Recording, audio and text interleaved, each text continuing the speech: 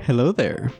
In the past few years, I've really gotten into board games. I like them simple and quick, I like them long and complex, but I really like them if they've got some minis I can paint.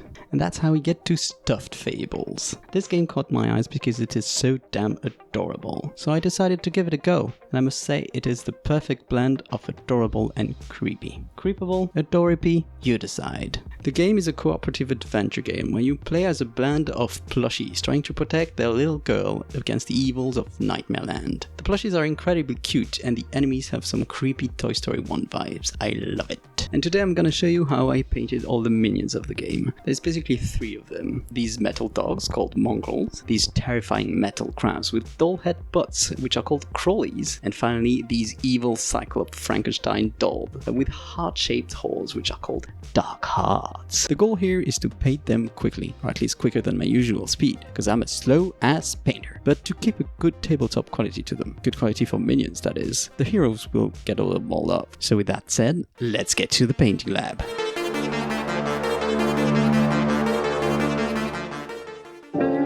I'm gonna start this painting session with the mongrels, because they are the easiest. I'm aiming for a simple weathered metal body here. I prime the mini first, do it the way you want obviously. I usually use my airbrush for small batches, but I use the can here because I primed all the minis of the game at the same time, which was way faster. Now I'm gonna do a sort of metallic zenithal on them. So I base coat with a dark metal color, which in this case is a mix of Vallejo metal color steel and some Payne's Grey ink. After that, I hit them with Vallejo metal silver from above. You could easily do this with a brush too, as the top facing surfaces are well defined. Honestly, if you're looking for a clean metallic look, you could just do some highlights with a brighter color and be done with it. But that's not what we're doing here. We want crusty dusty, not Sarah Jane's K9. So we bust out the old Agrax Earthshade, rest in peace, and just slap it on there, like all over it. You just really get in there. What that does is some recess shading, which helps define all the bits, but also tones down the metal shine. After that, I take a nice brown and put it on places that would get rusty, where water could pull or wouldn't get clean well.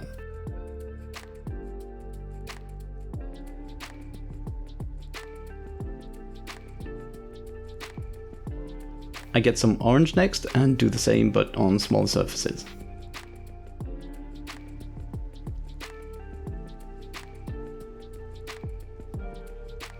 Our little doggo is now pretty dirty and that took no effort. But I want to make it pop a tiny bit and make the metal appear again where he'd bump into things. So I take out my silver color and just do some edge highlights on top edges and his little paws.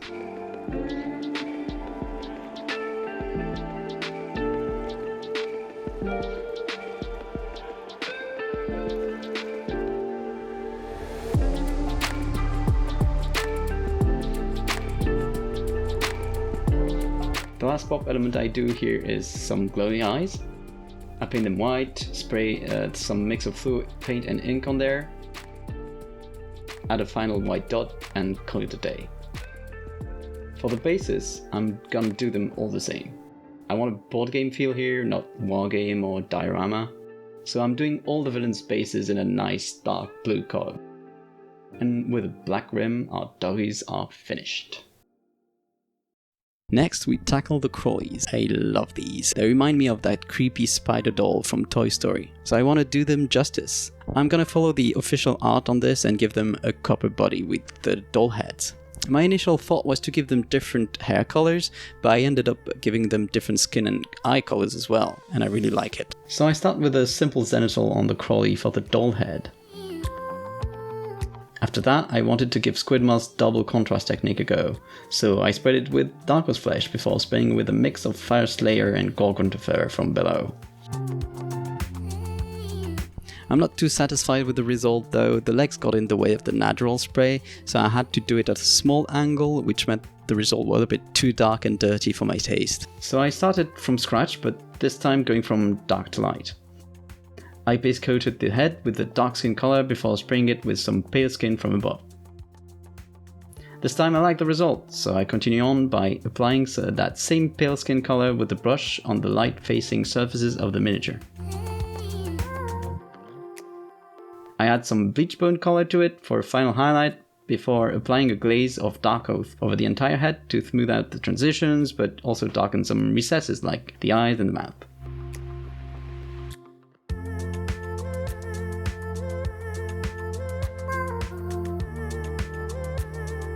And with the skin done, it's hairing time. I wanted to go for 4 different hair colors on these Crawlies to give them variety. I wanted blonde, ginger, brown and black.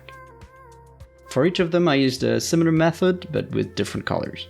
I first covered them with contrast paint of appropriate color. Since I'm putting it over zenithal, it not only gives me a nice mid-tone but it also gives me some volume. After that I go for a normal opaque paint that is lighter than the current mid-tone I have. I don't go hair by hair yet, I just keep with the volume. Once that's done, I do some hair strand highlights by adding my bone white color to the previous one. I'm aiming for that halo you see on hair in shampoo ads. I do the eyebrows with the same color and the eyes with the light grey and non-black pupils.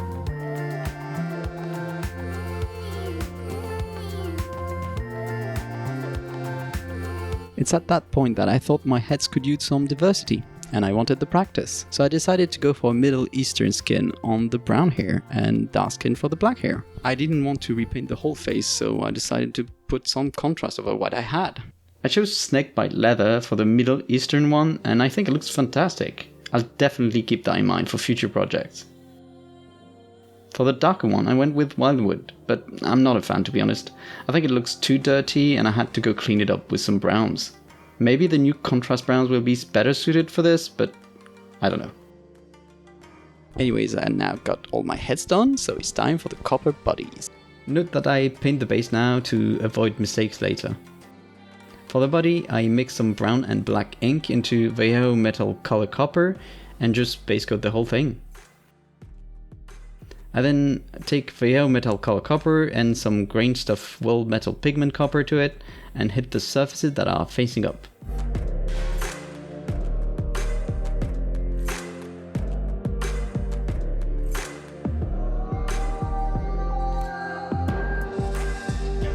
I add some quick panel lining with wildwood followed by that GW Verdigris technical paint.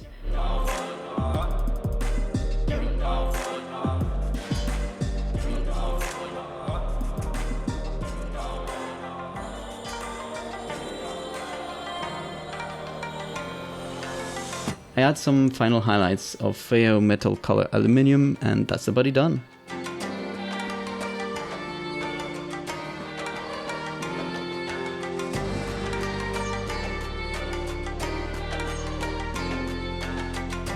And that's honestly most of our Crawley finished. My last steps are just to do the eyes and the base the same way I did for the dogs.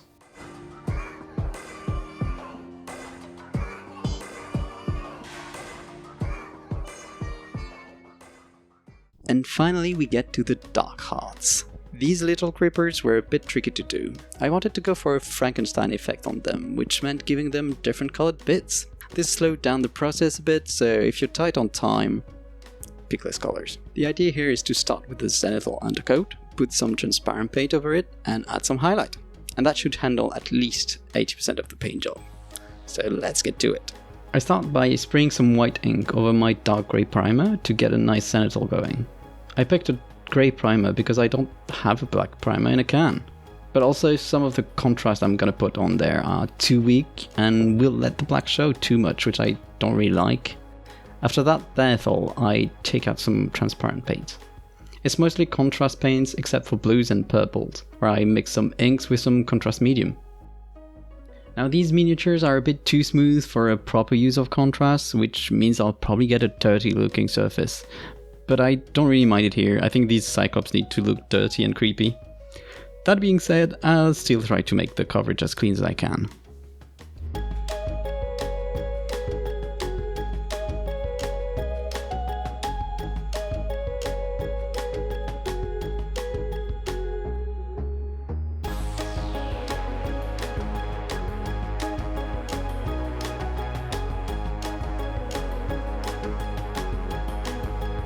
Once I've blocked all my colors, it's time for some highlights. I take back those transparent paints I used and I add some sandy color to it. I use this to highlight the top-facing surfaces.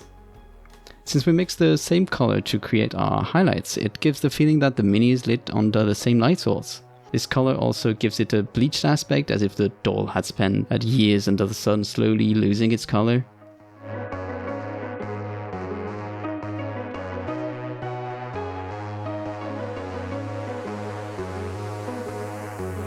I push the highlight one more time with it just on the top of the head to draw the eye to it.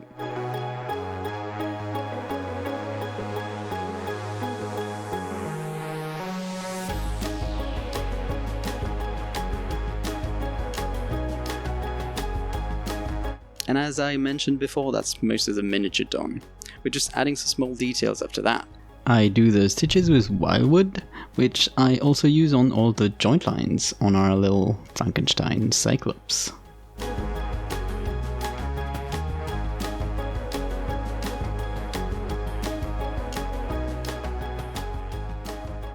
After that, I tackled the heart-shaped hole in its chest. I want it to look like cotton that's behaving like doll intestines.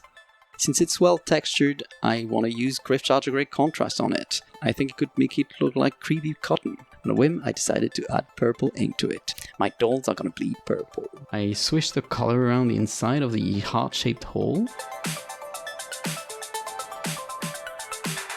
And to make things creepier, I put it around the hole as well, making it drip down from it.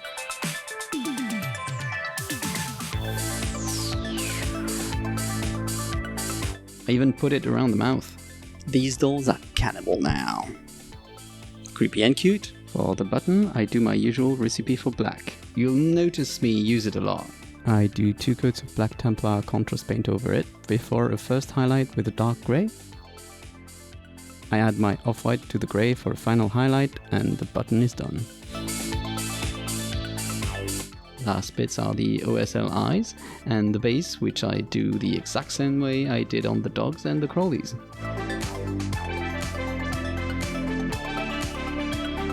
But that's it for the minions. I really like them for the time that they took. They were also a great opportunity to learn that contrast glaze to change the skin tone with a big win for me. I'll keep that in mind for the future. But that's it for our little painting session now. I hope you found it useful. For the next one, I'll be tackling the heroes. But in the meantime, I need to attend a meeting with the leaders of Globular. So until then, I hope you stay adventurous and that you keep painting, because painting is cool.